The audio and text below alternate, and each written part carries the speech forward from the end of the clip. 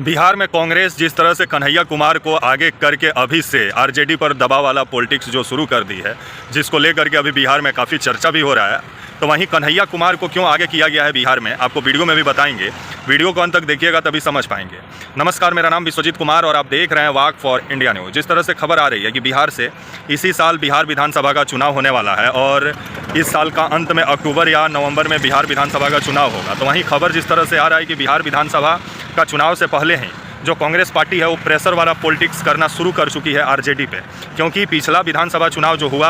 आपका 2020 में, बीते जो विधानसभा चुनाव 2020 में जो हुआ बिहार का, जिसमें आपका कांग्रेस का अच्छा प्रदर्शन नहीं रहा, जिस वजह से आरजेडी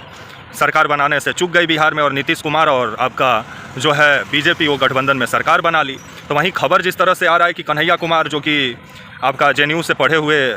स्टूडेंट हैं, पीएचडी किए हुए हैं डॉक्टर कन्हैया कुमार, और बिहार के रहने वाले हैं बेगूसराय से, जिसको मद्देनज़र रखते हुए आपका कांग्रेस जो है आपको कन्हैया कुमार को आगे की है, क्योंकि बिहार जन्मभूमि है कन्हैया कुमार का। और कन्हैया कुमार बिहार में जो है कांग्रेस को मजबूत करने के लिए आपका जो है जो पलायन एक बिहार में सबसे बड़ा मुद्दा बना हुआ है, जो बेरोजगारी सबसे बड़ा मुद्दा बनी हुई है, उसको लेकर के यात्रा भी निकाले हुए हैं बिहार में, जिसको लेकर के आरजेडी में खलबली मच गया है। और आरजेडी इस बार 2025 का विधानसभा चुनाव में ये विचार कर रही थी कि कांग्रेस को कम से कम सीट दिया जाए, और उससे पहले कांग्रेस अपने को मजबूत करने में लग चुकी है आपका बिहार में। और पिछले बार जो 70 को सीट आपका आरजेडी जो दी थी कांग्रेस को, जिसमें खबर आया कि 70 में से मात्र आपका 19 सीट जीतने में आपका कांग्रेस कामयाब हुई थी बिहार में। बिहार का कुल लोग क्या 243 है, तो वहीं आपका 70 में से 19 सीट जीती थी। तो वहीं आपका जो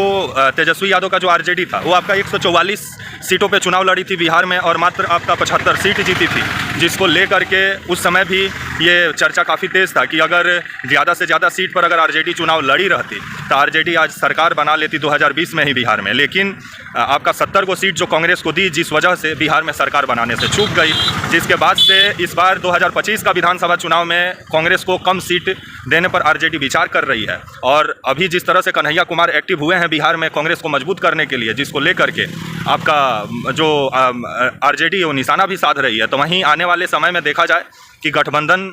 जो होता है उसमें कांग्रेस कितना सीटों पे लड़ती है और आरजेडी कितना सीटों पे लड़ती है। लेकिन बिहार का जो पॉलिटिक्स अभी है वो काफ़ी गरमाया हुआ है और अभी से दबाव वाला पॉलिटिक्स एक तरफ नीतीश कुमार बीजेपी पर शुरू किए हुए हैं, क्योंकि बीजेपी भी प्लान कर रही है कि नीतीश कुमार को कम सीट दिया जाए। इधर कांग्रेस आपका आरजेडी भी विचार कर रही है कि आपका कांग्रेस को कम सीट दिया जाए। लेकिन कांग्रेस का कहना है कि 100 से ज़्यादा सीट पर इस बार बिहार में चुनाव लड़ेगी कांग्रेस, जिसको लेकर के कन्हैया कुमार बिहार में पलायन और बेरोजगारी का जो समस्या है उसको लेकर के पदयात्रा भी निकाले हुए हैं, अपना बिहार भ्रमण भी कर रहे हैं और बिहार में कांग्रेस को मजबूत भी कर रहे हैं, जिससे आरजेडी बौखलाई हुई है। क्योंकि आरजेडी के पास जो वोट है वो एक समय में कांग्रेस का वोट हुआ करता था बिहार में, लेकिन कांग्रेस का ही वोट बैंक छिटक के जो आरजेडी के पास आया, जिसके बाद आरजेडी मजबूत हो गई बिहार में। तो आने वाले समय में देखा जाए जो प्रेशर पॉलिटिक्स कन्हैया कुमार के जरिए किया जा रहा है बिहार में, आपका कांग्रेस जो कर रही है उसमें कितना कामयाब होती है और आरजेडी क्या पिछला बार जितना सीट दी थी उतना देती है या उससे कम देती है या उससे ज़्यादा देती है, आने वाला समय बताएगा। तब तक के लिए आप मुझे इजाज़त दीजिए और आप हमारे channel walk for India news को प्लीज़ लाइक और सब्सक्राइब और शेयर करना ना भूलें। तब तक के लिए नमस्कार, जय हिंद, वंदे मातरम।